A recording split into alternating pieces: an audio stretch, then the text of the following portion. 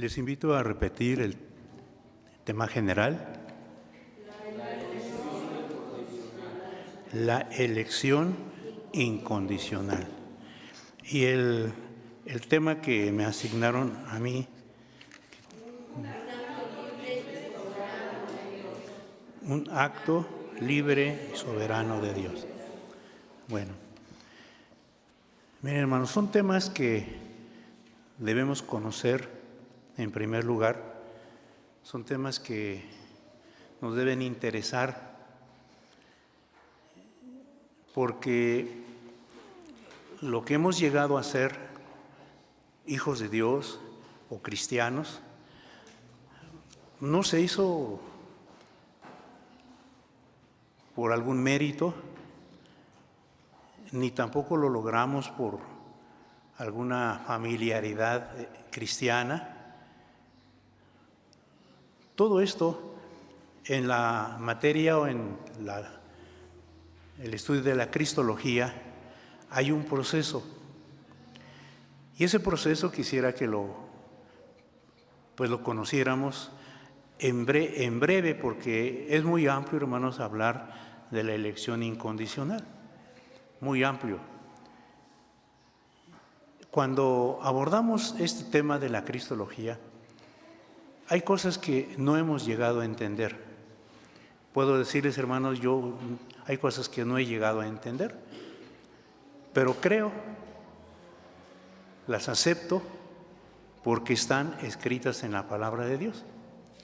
Y lo que está escrito ahí, pues es lo que nosotros tenemos que aceptar. ¿Ustedes se acuerdan cuando fueron recibidos como miembros en plena comunión? Y el ministro dijo: ¿crees que la palabra de Dios, Antiguo y Nuevo Testamento, fueron dadas por inspiración de Dios? Sí. ¿Crees que son la única regla de fe infalible de práctica religiosa? Sí. Con eso estamos diciendo que lo aceptamos. Si alguien se retracta, alguien niega esto, pues ya violó esa promesa que hizo delante de Dios.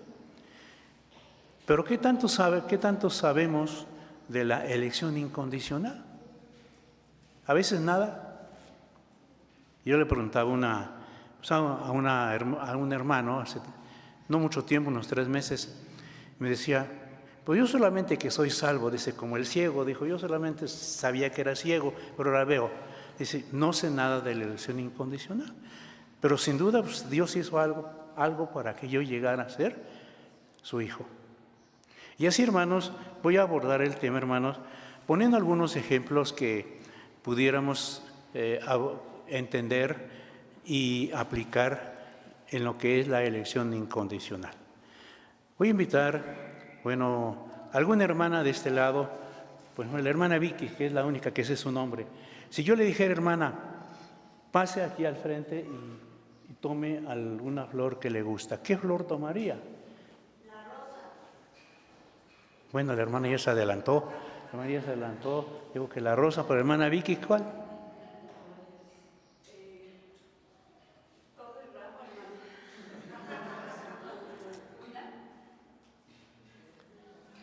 las como margaritas. Bueno. Las blancas como margaritas. Y creo que ese se llama Acapulco. De arriba. ¿Esta? Es Gerbera. Gerbera. Y yo le preguntaré a la hermana que dijo rosa, ¿por qué? ¿Por qué una rosa?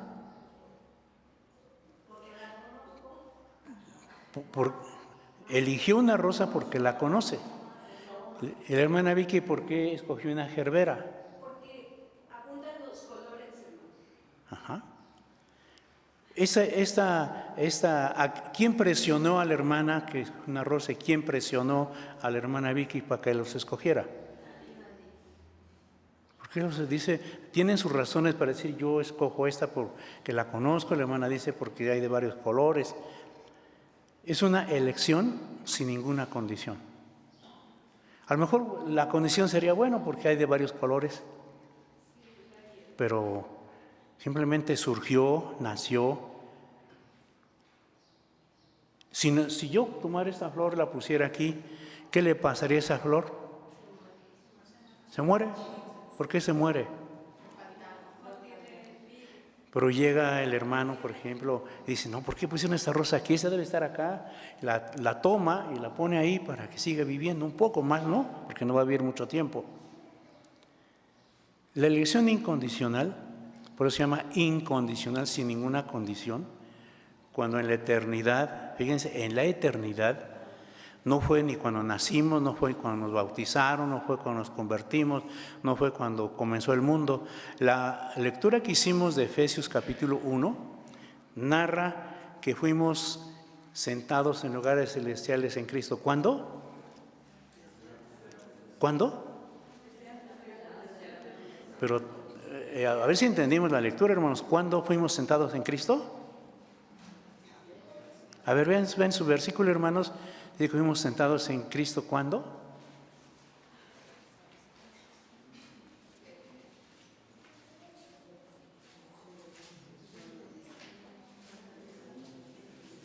Según en Él nos escogió, ¿cuándo? ¿Y cuándo es antes de la fundación del mundo? ¿Cuántos años antes? Por eso se llama incondicional, porque todavía no existía el mundo, todavía no existía el ser humano. Y cuando yo mencioné en la introducción, hay un proceso que nosotros tenemos que conocer, y cuando conocemos ese proceso es cuando amamos más a nuestro Señor Jesucristo, amamos más a Dios, amamos al Espíritu Santo, porque ellos hicieron esa elección. Esa es la doctrina bíblica. Vuelvo a repetir, doctrina bíblica.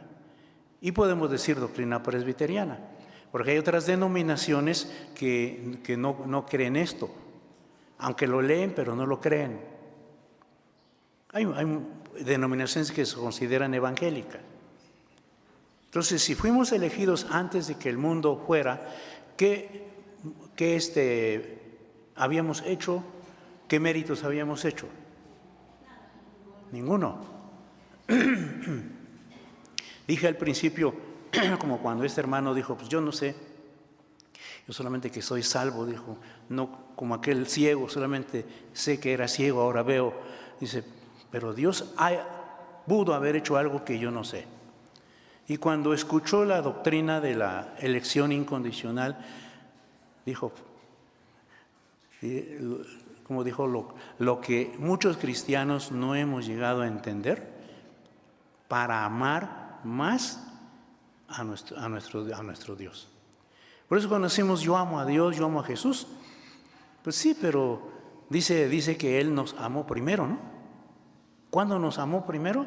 Allá antes que el mundo fuera. Y la figura que yo utilizo, podríamos utilizarla de varias formas, ¿no?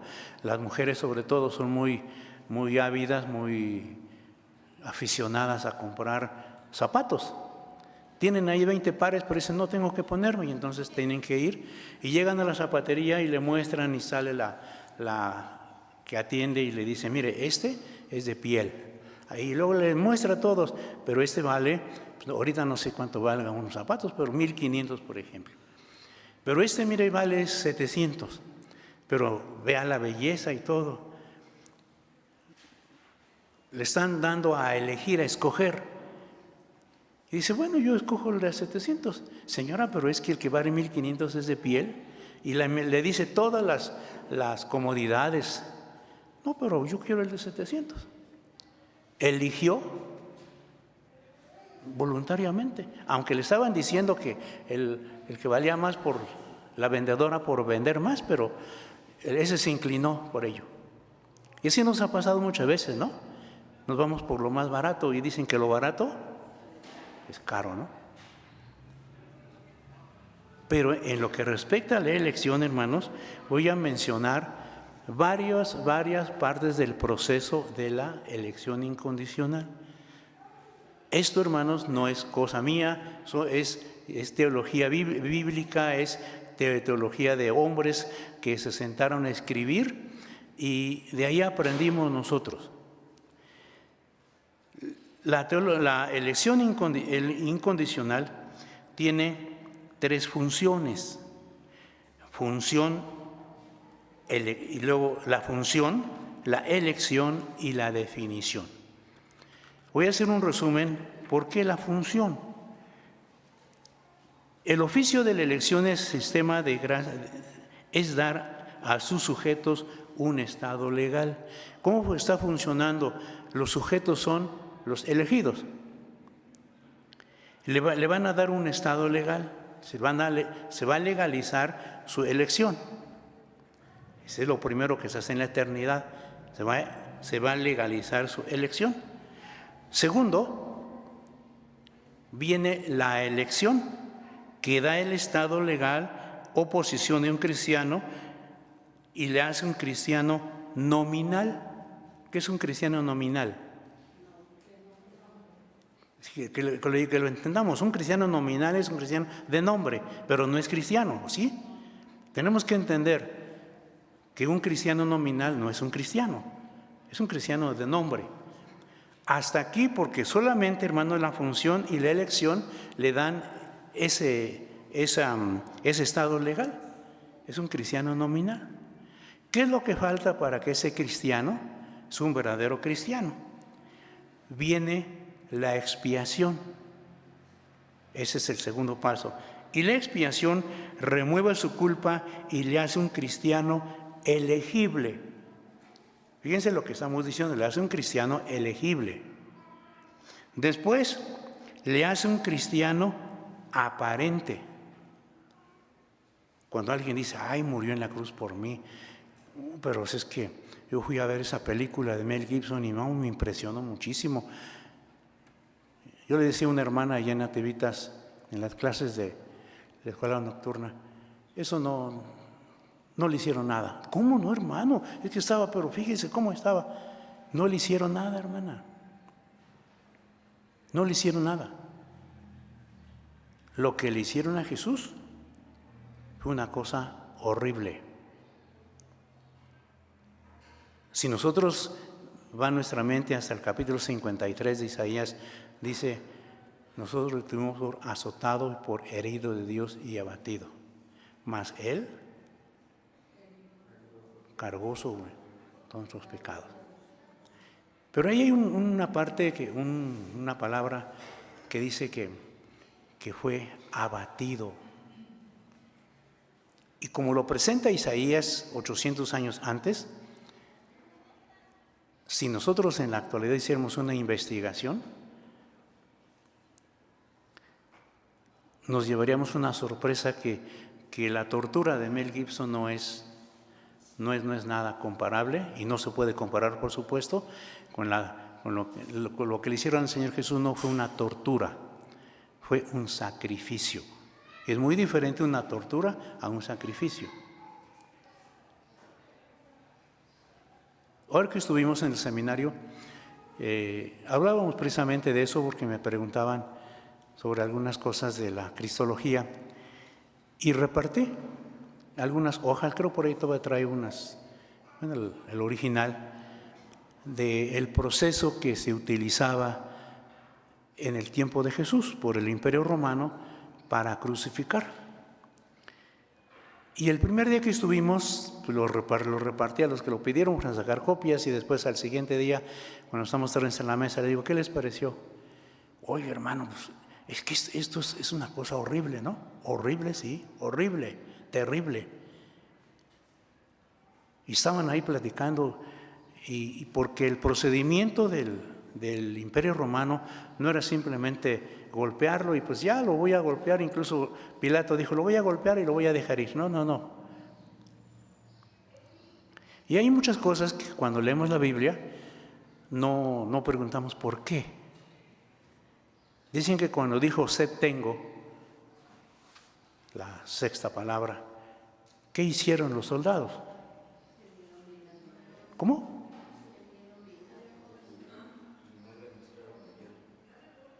Como que no han leído la Biblia, ¿no?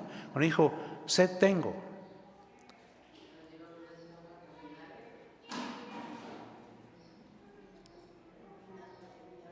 Como que no hay una congruencia.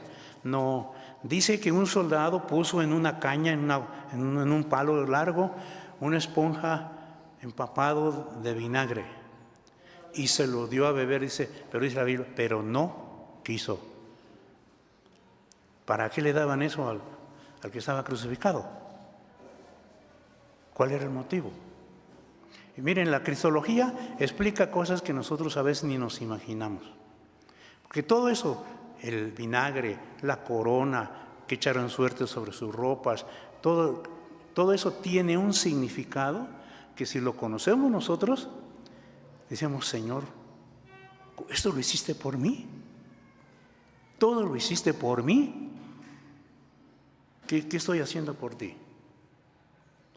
Y para nosotros, hermanos, venir al templo, sentarnos tranquilamente, a veces pues allá bostezando y leemos y nos vamos, pensamos, si nosotros supiéramos todo el procedimiento de las torturas, los sacrificios, nos llevaríamos una sorpresa y diríamos, Señor, lo que estoy haciendo no es nada. No estoy haciendo nada por ti, no es que te esté pagando, ni es que quiera que te pague, no. Simplemente yo debería hacer algo más, creer algo más, sacrificar algo más. Y cuando terminó el instituto allá en Villalta, le pregunté a los que lo recibieron. Y entonces, ¿cómo lo viste? Le dije a Nahum, le dije al hermano Abel, no, hermanos, es que esto realmente yo no lo sabía. No, ninguno lo sabe. Esa esponja que ponían en la punta del palo para que el malhechor se refrescara o lo tomara, era una mezcla de un contenido para mitigar los dolores del crucificado. Y de esa manera, parte del sacrificio de la tortura era que el malhechor tenía que permanecer consciente, tenía que estar consciente de lo que estaba haciendo. Tenía que darse cuenta de lo que le estaban haciendo, tenía que darse cuenta de todo. Y tenía que llegar hasta el límite para bajarlo, despedazarlo y bajarlo de la cruz. Pero el Señor Jesús no lo hizo. ¿Por qué no lo hizo? Porque si Él hubiera tomado, entonces no hubiera sufrido los dolores. ¿Cómo se llama la sustancia que le ponen a una persona cuando lo operan para que no sienta dolor?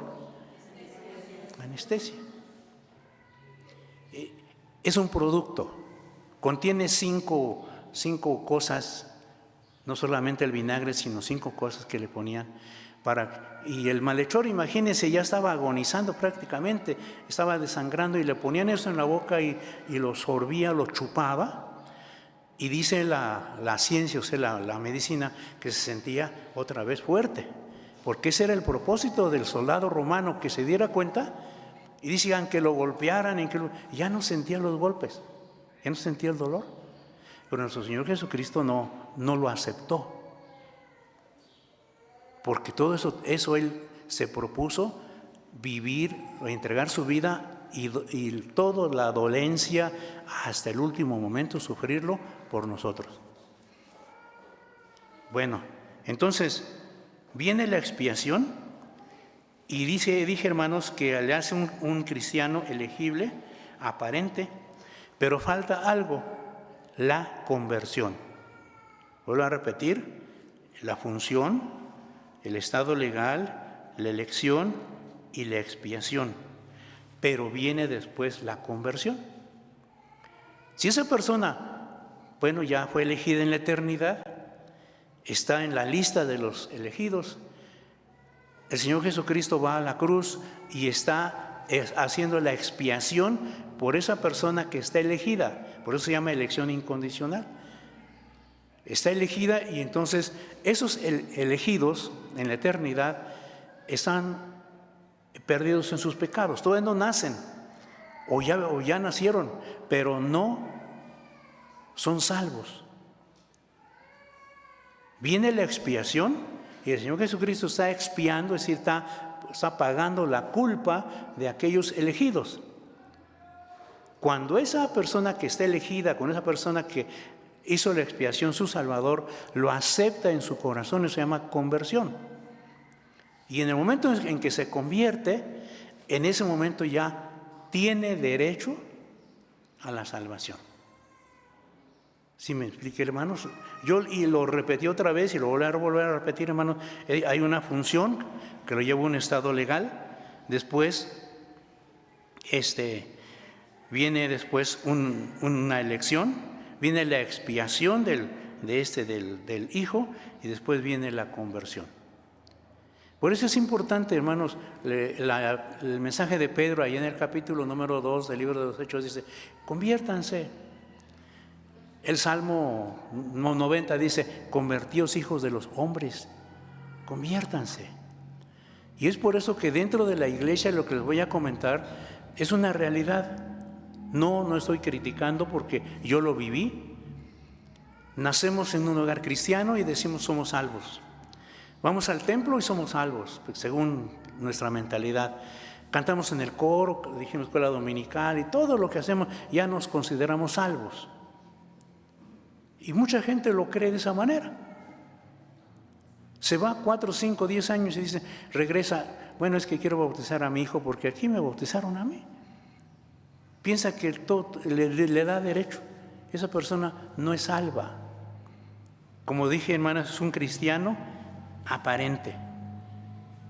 Es un cristiano nominal. ¿Qué tiene que hacer esa persona? Convertirse. Pero para convertirse tiene que saber quién pagó sus pecados. En la cruz estaba pagando mis pecados, pero yo no hice nada. ¿Por qué lo hizo? Lo hizo por amor. ¿Qué es lo que tengo que hacer? Pues aceptarlo como mi Salvador. Ese es el procedimiento para llegar a ser cristiano. En Semana Santa, ¿cuántos millones de personas celebraron Semana Santa? ¿Perdón? ¿No supieron ustedes? Bueno, millones de personas celebraron la Semana Santa, ¿no? Ahora, ¿todos son cristianos? ¿Todos creen que estaba Cristo ahí muriendo por sus pecados? No. ¿Todos creen que la redención que hizo el Señor Cristo lo hizo por ellos? ¿Todos creen eso? No. Solamente el que está convertido, solamente el que le ha entregado su vida a Cristo, sabe que no tiene. Por eso dice Pablo a los romanos: ahora pues ninguna condenación hay para los que están en Cristo Jesús. Fíjense, no hay ninguna condenación. Hay condenación para los que no se han convertido, pero para los que están en Cristo ya no hay condenación, porque creyeron en Cristo. Segunda a los Corintios 5:17 dice: a ser nueva criatura a través de la conversión. Si alguien no se ha convertido, está en peligro su salvación. O sea, no es una persona salvada. Tiene que convertir. La conversión es, yo pensaba que ser cristiano, pues iba al templo, pertenecer a una familia, mis abuelos fueron familiares, tengo familiares ancianos, pastores. Esa es la idea, pero la conversión es dar la vuelta y seguir a Cristo. No la familiaridad, no la cercanía de los cristianos, o algunos hacen gala. Por ejemplo, allá en el Estado de México había una congregación donde el hermano o la familia donaron donde se construyó el templo, y al construirse el templo, bueno, pues ellos, gracias hermanos, sí se pudo. No sé si se haya puesto a nombre del presbiterio, de quién sabe, pero ellos se consideraban como dueños del templo. Y un día él dio su testimonio y dijo: pues yo, dice, le doy gracias a Dios porque pude donar esto, ya se construyó, y por eso Dios me ha dado la salvación. Fíjense cómo analizaba él. Piensa que porque dio el terreno, se construyó el templo, ya era salvo. Dice el apóstol Pablo allí precisamente en Efesios 2, 8, 9 y 10, no dice: no por obras. Y esto es el peligro en que estamos. Y le dije, yo vivía así mi vida hasta los 17 años, Yo pensé que era cristiano, yo iba al templo, hay un anciano que es de allá de mi pueblo y es hermano Saúl, dice, yo lo veía pasar con su Biblia, con su seminario y todo, y cantaba en el coro, dirigía la escuela dominical y todo, pero llegó el momento, hermanos, cuando en un mensaje el 24 de diciembre de 1967, yo me di cuenta que no era cristiano.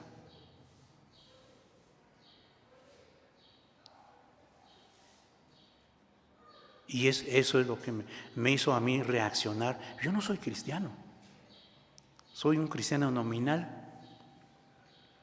Y yo diría, bueno, pues yo no iba ni a los bailes, yo no tomaba pulque, porque allá había pulque, yo no hacía esas cosas, pero no era cristiano.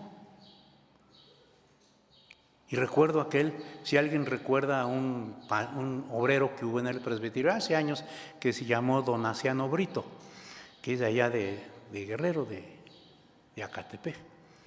Él era el obrero de allá de Sosea. Yo llegué pues con mucha altivez, había terminado yo de estudiar, venía yo ya con un título y entonces, pero ya había terminado, fui a mi pueblito y ese día él, como era obrero, no subía al púlpito, había una mesita y él nunca usó zapatos, usaba guaracha, con un saquito ya muy viejito también, y entonces habló. Cuando yo lo vi así, de veras que dije, ¿qué me va a enseñar?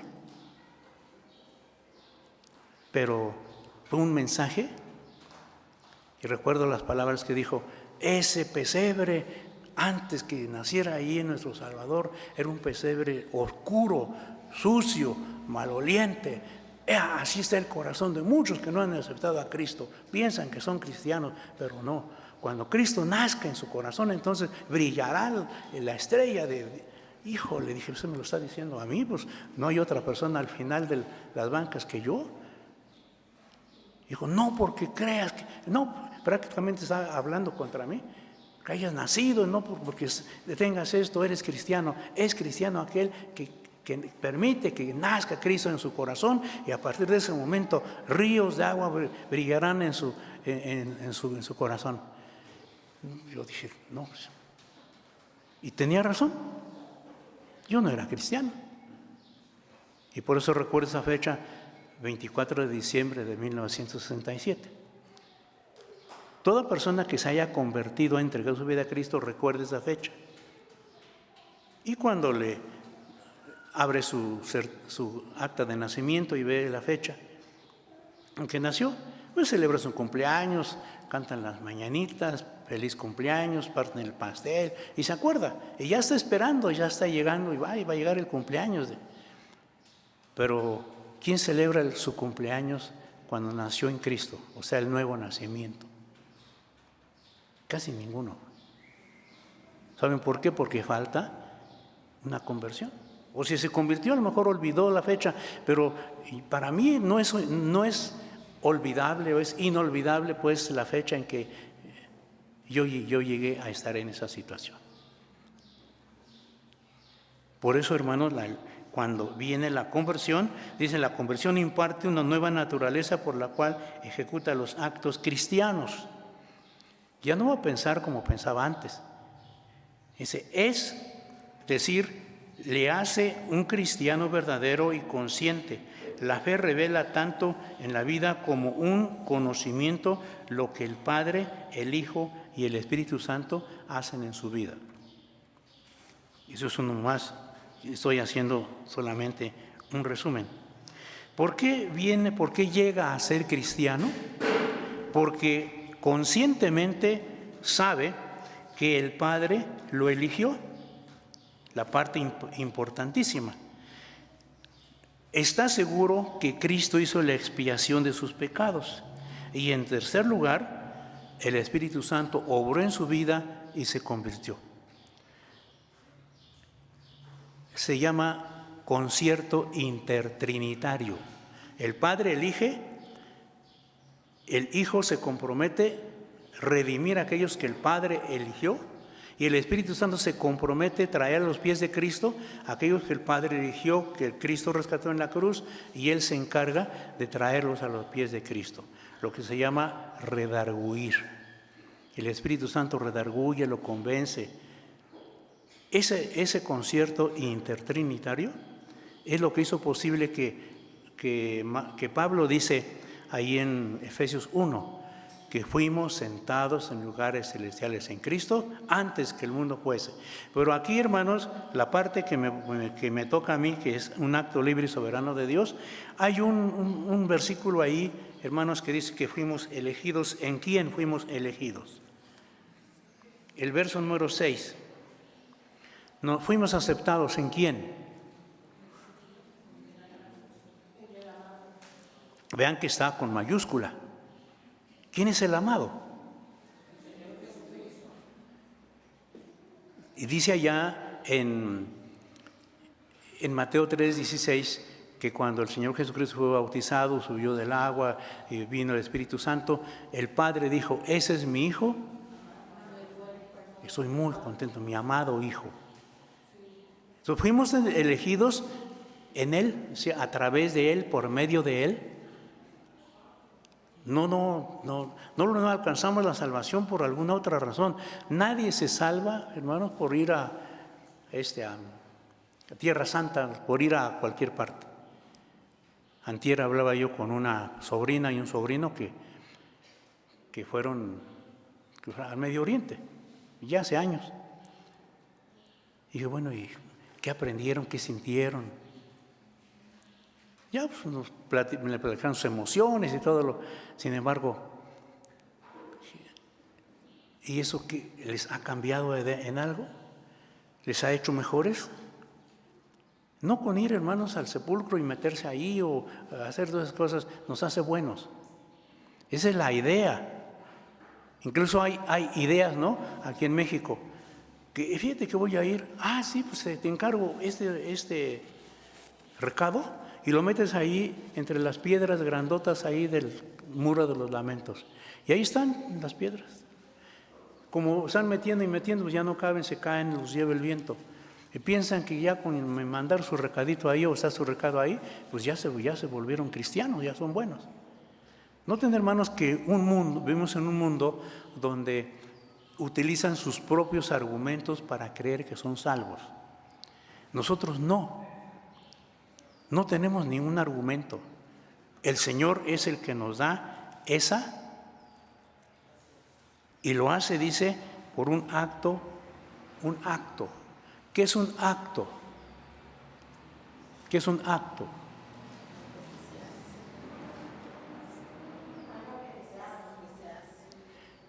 Un acto, dice la definición, que es una obra instantánea. Así sí, disculpen que haga esto, suelto esto. Es un acto, instantáneamente. La elección no lo hizo, a ver, ¿cuándo? Pues, mañana lo elegimos. No, la elección es un acto instantáneo, es un acto, y dice que es un acto libre.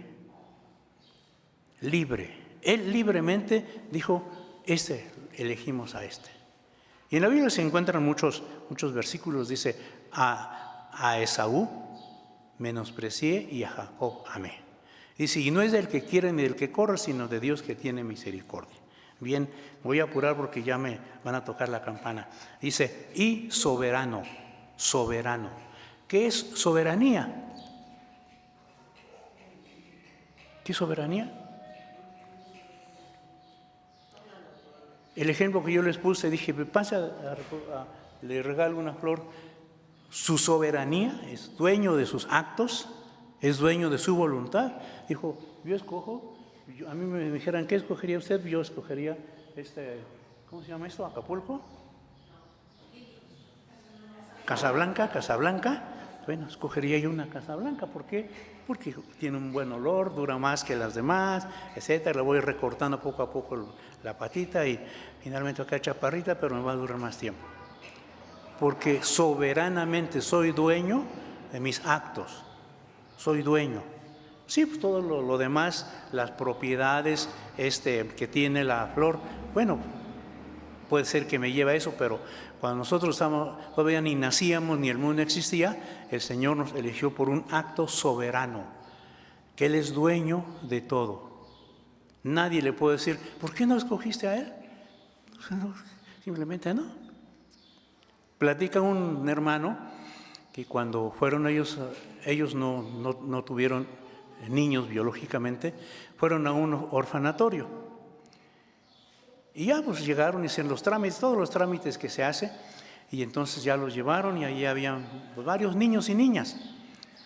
Y le dijeron, oye, le dice a su esposa, oye amor, ¿cuál? ¿Por cuál? No, pues a mí no, ¿por qué? Niño o niña, no sé, ya estaban ahí decidiendo y todo. Ya vino el trabajador social y les dijo, ¿ya hicieron su elección? Pues estamos pensando, pues aquí hay para escoger. Mire, este niño tiene 8 meses, este otro tiene 1 año, todos están sanos, mire, todos, la documentación también ya está hecha, ya solamente que ustedes lo elijan. Realmente dijo, no, Y dijo la esposa, ¿pero por qué este? Pues es que me parece bien este. Bueno, ¿estás de acuerdo? Pues sí. Ya. ¿Por qué no eligieron al güerito, al morenito? No eligieron al que andaba corriendo. ¿Por qué no eligieron? Eligieron a ese. Alguien le puede decir, estás mal. Alguien le puede reclamar, tú estás mal porque no elegiste al blanquito. No, es su soberanía, es dueño. Así es que no podemos decir, ¿por qué no elegiste a mi tío? Eso ya no nos corresponde a nosotros la elección, le corresponde a Dios. Y Él es el que eligió. Y nosotros tenemos que darle gracias a Dios porque fuimos elegidos en un acto libre y soberano de Dios. No hemos hecho nada. Todo lo hizo Él, el Padre que eligió, el Señor Jesucristo que al ser elegido, como dije en la primera parte, tiene una función, un estado legal, porque ya está elegido, pero tiene que ser rescatado. Ya siendo rescatado se le aplica la expiación, pero viene después la conversión. Por eso son 2 cosas, hermanos, que sucede cuando tomamos la Santa Cena. No tomamos la Santa Cena para ser buenos. Tomamos la Santa Cena porque el Señor nos ha invitado y porque el Señor me eligió desde la eternidad para ser cristiano y llegué a ser cristiano por expiación y por conversión. Hay una elección, como dije, hay un estado legal, después hay una expiación y luego viene la conversión. De otra manera, no puede una persona llegar a ser cristiano si no se ha convertido. Por eso le decimos a nuestros hijos, acepta a Cristo, y es nuestra tarea de los padres.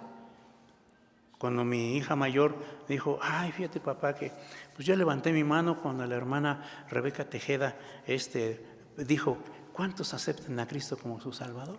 Y yo levanté mi mano, ¿qué sentiste? No, pues muy bonito. Y ya, disculpen que diga, saqué mi agenda de esas que antes pues había que anotar la fecha y pasó el tiempo. Mi segundo hijo después, ay, fíjate papá que pues va a haber una semana de cultos por la sociedad intermedia. Ah, bueno, ¿a quién invitaron? Ah, fulano y fulano. Ya cuando terminó, yo no le exigí, no le dije, tienes que hacerlo. Cuando ya llegamos a la casa, pastor le dice, papá, ¿qué quieres? Yo ya acepté a Cristo como mi Salvador. ¿De veras? Sí. Eso no es un juego, hijo. No. Saqué mi agenda y anoté. Pero si nuestra tarea era, tienes que ir al templo, lee la palabra de Dios, haz oración, acepta a Cristo como tu Salvador, porque te vas a perder. Es nuestra tarea. La evangelización comienza en nuestra casa. Ahí es nuestra tarea. Imagínense, es triste cuando un hijo, por ejemplo, se pierda. Si le hablamos, dice el profeta Isaías, si le hablaste, su problema va a ser de él. Pero si no le hablaste, va a ser tu problema. Lo digo parafraseando el versículo, ¿no? Dice, si tú te allegares al pecador y le hablares y él se convirtiere, has librado, dice, su sangre. Si no se arrepintiere, su sangre será sobre su cabeza. Pero si tú le hablaste y todo, y es problema de él. Y si el Señor, y con lo que voy a mencionarnos, no quiero, hermanos, ni pretendo, ni me quisiera que algún papá o mamá pensara, si algún hijo nuestro no fue elegido en la eternidad, hay una señal que no fue elegido, pero hay una señal que sí fue elegido. Esto también, hermanos, en la Biblia se mencionan familias de todos lo que hemos leído bíblicamente, de aquellos que el Señor había elegido.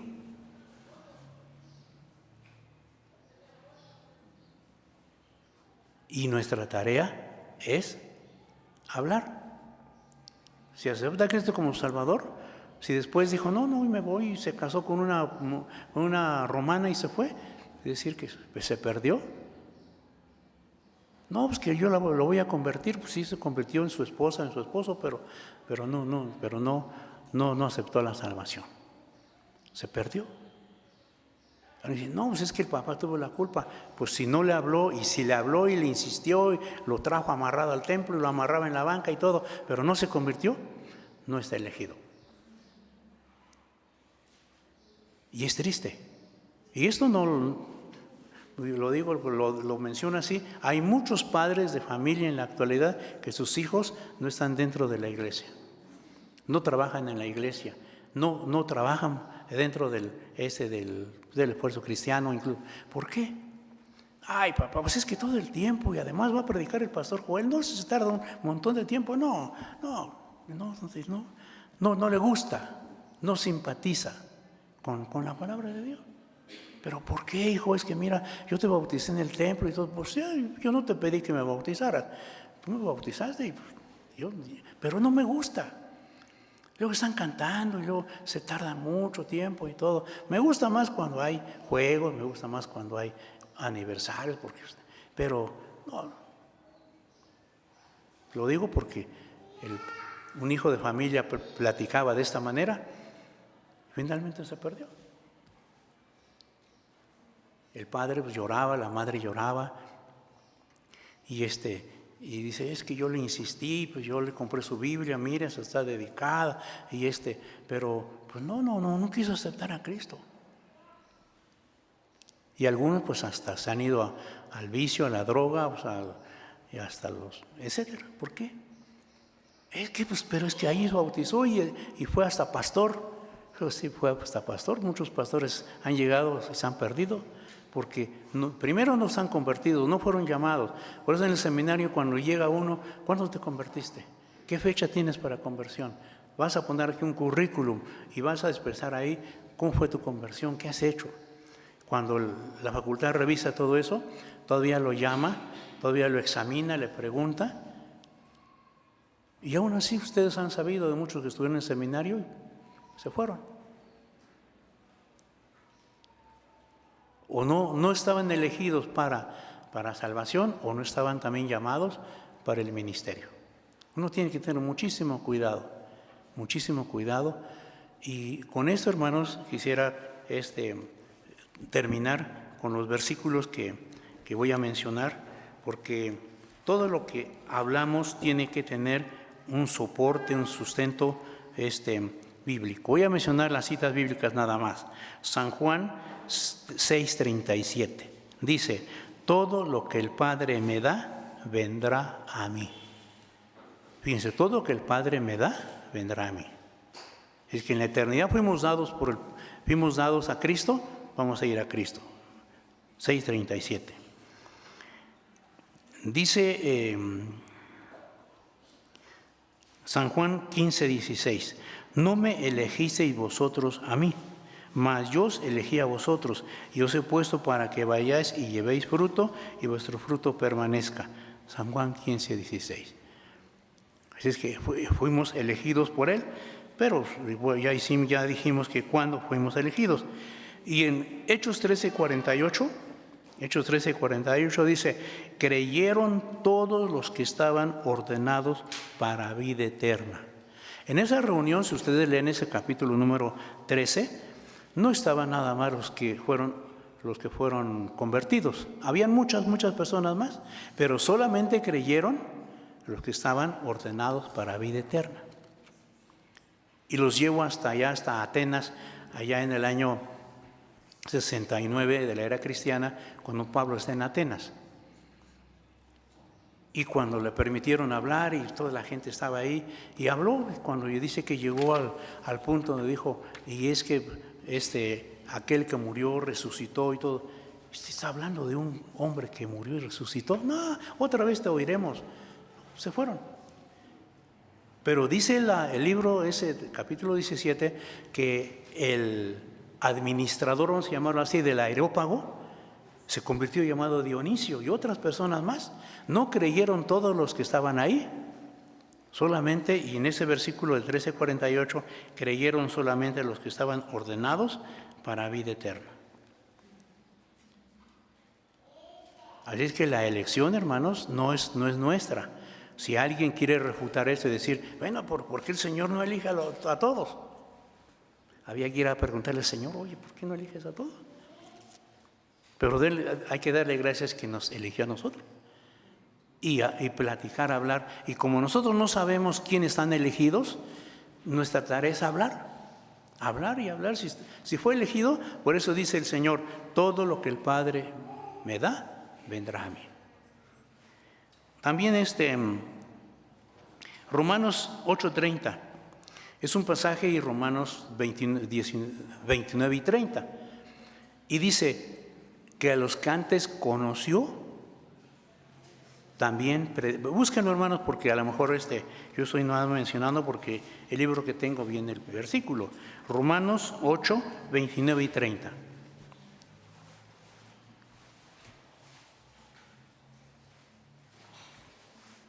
¿No?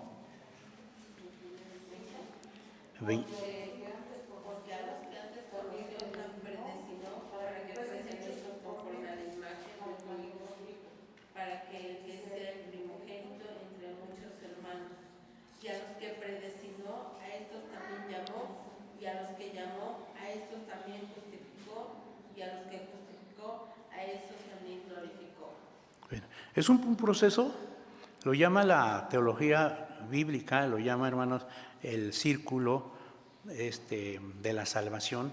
Dice que los que antes conoció, a esos predestinó. ¿Qué significa los conoció desde la eternidad? Los eligió, los conoció, quiénes eran. Los predestinó, que es otra doctrina, los predestinó para salvación. Pero aquellos que predestinó, también llamó.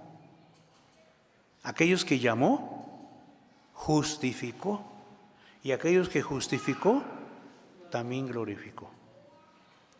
Los conoció, fueron predestinados, fueron llamados, fueron salvados y dice, y también glorificó. Significa la palabra glorificar, significa estar en su gloria, estar en el lugar donde está el Señor. Hasta ahí van a regresar, pero desde la eternidad. Por eso nuestra doctrina, que el pacto es eterno, no como los dispensacionalistas, que hubieron varias partes del pacto. No, el pacto es desde la eternidad hasta la eternidad, que tiene varias partes, varias funciones, pues tenemos que saberlo como en esa parte. Pero con esto, hermanos, hay mucho, dije en el principio, hermanos, hay mucho que hablar de la elección, sobre todo es un acto de la libre gracia de Dios, así dice, hermanos, la palabra, la definición teológica es un acto de la libre gracia de Dios por el cual, dice, en su soberana voluntad eligió a aquellos que van a ser salvos. Y ni uno más ni uno menos. Es que iban a decir, van a ser 800 millones, el Señor sabe cuáles son. Además, en ese capítulo número 1 del libro de la carta, a los Efesios, habla de una adopción. Con esto, hermanos, estoy concluyendo. Si hay alguna pregunta, por favor la hacen. Si puedo contestarla, pues la contesto, hermanos. Lo que concierne a la elección. Primero dije, hermanos, no es cosa nuestra, es cosa del Señor. Segundo, no tenemos ningún mérito, no, nada. Tercero, no, ¿cuánto nos costó la salvación? No pagamos nada, todo lo pagó. Por eso cuando pasa Semana Santa y recordamos la palabra que dice, consumado es. Es decir, que todo, ya no tenemos nada que hacer. Él se consumó nuestra redención ahí en la cruz. Y esa palabra todavía la recordamos, ya no podemos hacer nada, Él hizo todo, Él está a punto de entregar su espíritu, la séptima palabra dice, en tus manos encomiendo mi espíritu, y murió. Pero en el momento de la muerte, ¿qué sucedió en el templo? Por eso muchos ponen una cortina ahí como símbolo. Y ese el rasgamiento del velo, ¿qué significa?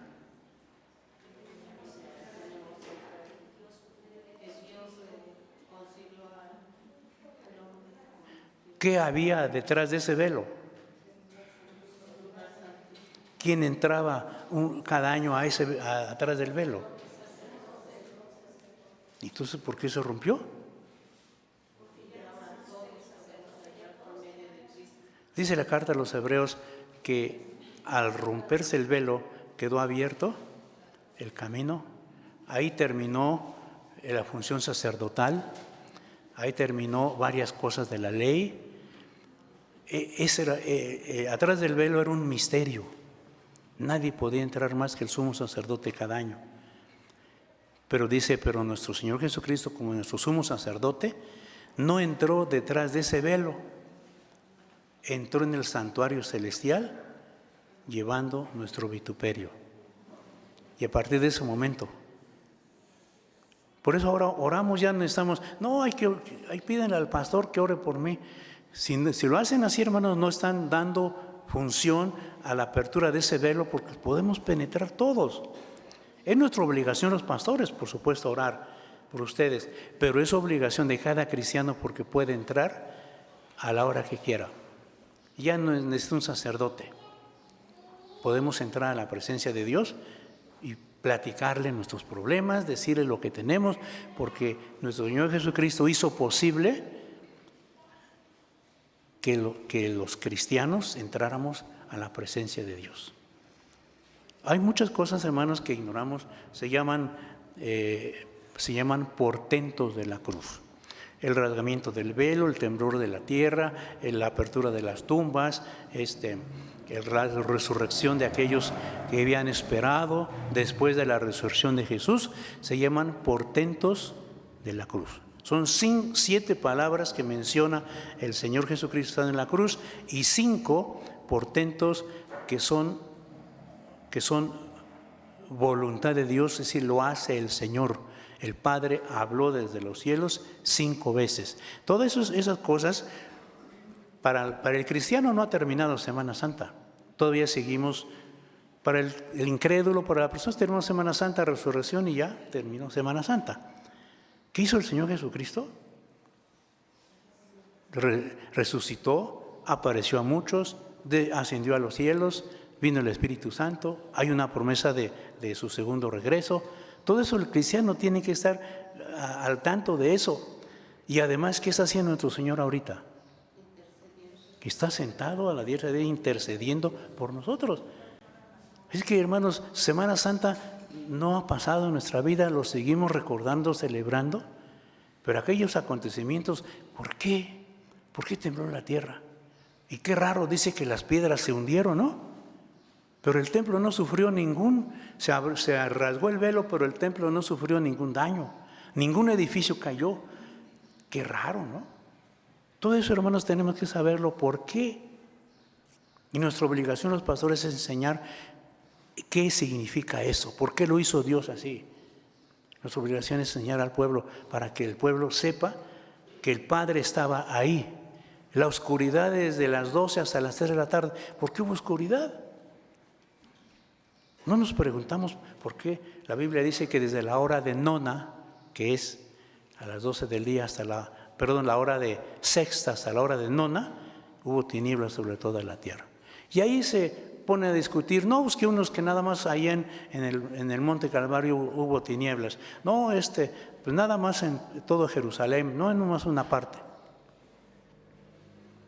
Las tinieblas fue en todo el mundo, en toda la tierra, como el eclipse que vamos a ver el próximo 8, en toda la tierra. Se oscureció todo. ¿Qué significa eso? Estando todavía el Señor en la cruz. Todo eso lo hizo por mí. Fue abandonado por el Padre por mí. Sufrió sed por mí. Pero a veces se convierte las palabras como una historia, más como una pura historia. Qué bueno, oímos las 7 palabras y qué bonito. Pero ¿cuál es el significado de cada palabra? Hermanos, el cristianismo debemos buscarlo, debemos vivirlo, debemos interesarnos, como dije en la introducción, interesarnos en saber lo que hizo Dios, porque ya lo que hizo Dios aquí está escrito. Lo que falta es buscar qué es lo que hizo Él. Tenemos la facilidad ahora. Si no hay ninguna pregunta, hermanos, voy a hacer una breve oración y una disculpa por el tiempo que ocupé. Señor de los cielos, creemos en tu soberanía, que eres dueño de todo lo que existe. Eres dueño de nuestra vida, eres dueño de nuestro tiempo, eres dueño, Señor, de nuestra familia, eres dueño de todo lo que tenemos. Solamente estamos aquí de paso, como dijera aquel hombre delante del faraón, mi peregrinar sobre la tierra. Somos peregrinos, pero mientras estamos aquí, nos permitiste, Señor, conocer el plan de salvación desde la eternidad. Lo podemos, Señor, desglosar, lo podemos entender si nos interesamos cómo llegamos a ser salvos. ¿Qué hicimos? ¿Cuándo fue el momento en que nos elegiste? ¿Y por qué lo hiciste? Hay muchas preguntas que pudiéramos recibir respuesta de tu palabra. Perdona, Señor, nuestros pecados. Perdona, Señor, también el tiempo que utilicé de más. Pero, Señor, hablar de esto es algo maravilloso, es algo emocionante, es algo apasionante también, Señor, porque, Señor, nos imaginamos nada más lo que tú hiciste en nuestra persona sin tener ningún mérito. Quédate con nosotros, Señor, y enséñanos lo que en tu palabra se especifica. En el nombre de Cristo Jesús te lo rogamos. Amén.